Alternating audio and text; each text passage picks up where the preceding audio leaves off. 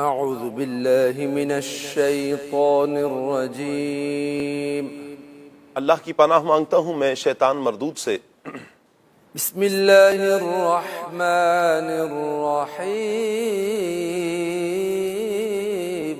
اللہ کے نام سے شروع جو نہایت مہربان رحمت والا ہے۔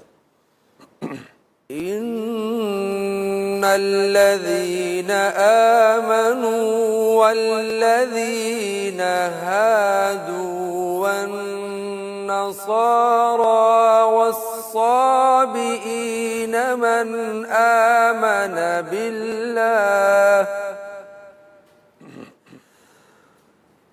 آمن بالله واليوم الآخر وعمل صالحا فلهم أجرهم عند ربهم ولا خوف عليهم ولا هم يحزنون۔ آسان ترجمہ قرآن کنز العرفان۔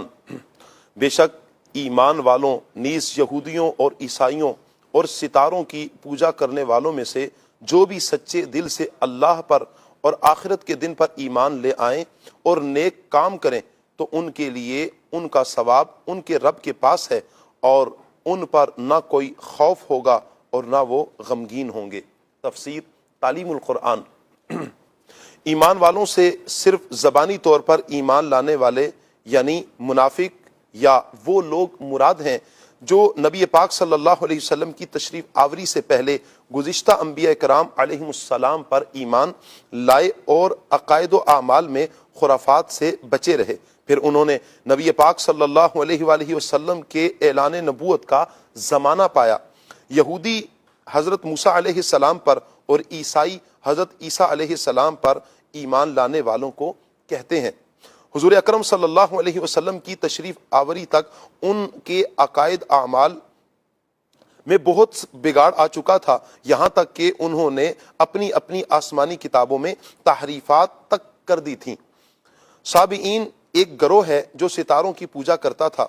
ان سب کے بارے میں فرمایا کہ ان میں سے جو لوگ نبی پاک صلی اللہ تعالی علیہ وآلہ وسلم کے زمانے میں سچے دل سے اللہ تعالیٰ کی قدرت و وحدانیت، رسول اکرم صلی اللہ علیہ وآلہ وسلم کی رسالت، قیامت قائم ہونے اور اس کے جملہ احوال پر ایمان لائیں اور نیک کام کریں تو ان کے نیک اعمال کا ثواب ان کے رب کے پاس ہے اور آخرت میں ان پر نہ کچھ خوف ہوگا اور نہ وہ غمگین ہوں گے۔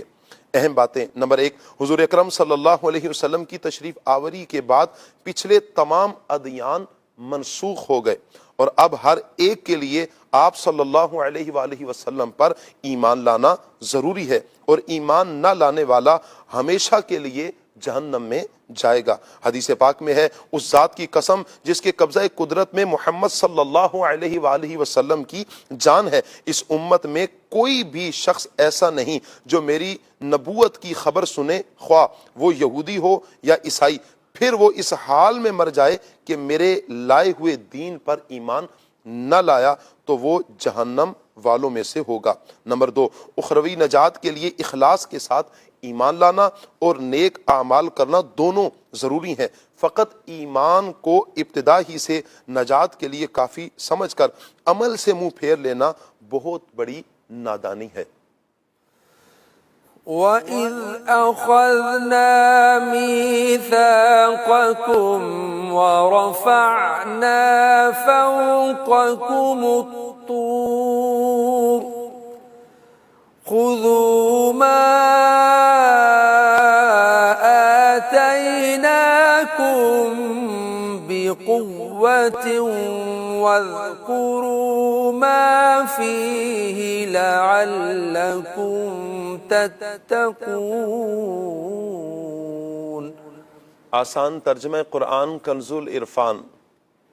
اور یاد کرو جب ہم نے تم سے عہد لیا اور تمہارے سروں پر طور پہاڑ کو معلق کر دیا اور کہا کہ مضبوطی سے تھامو اس کتاب کو جو ہم نے تمہیں عطا کی، اور جو کچھ اس میں بیان کیا گیا ہے اسے یاد کرو، اس امید پر کہ تم پرہیزگار بن جاؤ۔ تفسیر تعلیم القرآن۔ حضرت موسیٰ علیہ السلام کے نزول تورات سے پہلے احکام تورات پر عمل کرنے کے بارے میں بنی اسرائیل سے ایک عہد لیا گیا۔ تورات ملنے کے بعد بنی اسرائیل نے اس کے احکام قبول کرنے سے انکار کیا اور یہ عہد توڑ دیا، تو حکم الہی سے حضرت جبریل علیہ السلام نے طور پہاڑ کو اٹھا کر ان کے سروں کے اوپر ہوا میں معلق کر دیا۔ اس کے بعد حضرت موسیٰ علیہ السلام کے ذریعے بنی اسرائیل سے فرمایا گیا کہ تم عہد پورا کرو اور جو کتاب اللہ تعالیٰ نے تمہیں دی ہے اسے مضبوطی سے تھام لو، اور جو کچھ اس میں بیان کیا گیا اسے پڑھو اور اس پر عمل کرو تاکہ تم پرہیزگار بن جاؤ اور دنیا اور آخرت میں ہلاکت و عذاب سے بچ جاؤ۔ اگر ایسا نہ کیا تو یہ پہاڑ گرا کر تمہیں کچل دیا جائے گا۔ اہم بات، بنی اسرائیل پر یہ جبر دین قبول کرنے پر نہیں تھا بلکہ دین کے احکام پر عمل سے متعلق تھا، اور یہ درست ہے جیسے کوئی حکومت کسی غیر ملکی کو اپنے ملک میں آنے پر مجبور نہیں کرتی، لیکن جب کوئی ملک میں آ جائے تو حکومت اسے ملکی قانون پر عمل کرنے پر ضرور مجبور کرتی ہے۔ وَإِذْ أَخَذْنَا مِيثَاقَكُمْ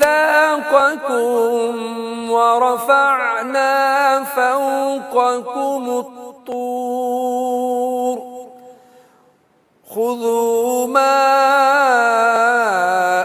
آتَيْنَاكُمْ بِقُوَّةٍ وَاذْكُرُوا مَا فِيهِ لَعَلَّكُمْ تتقون۔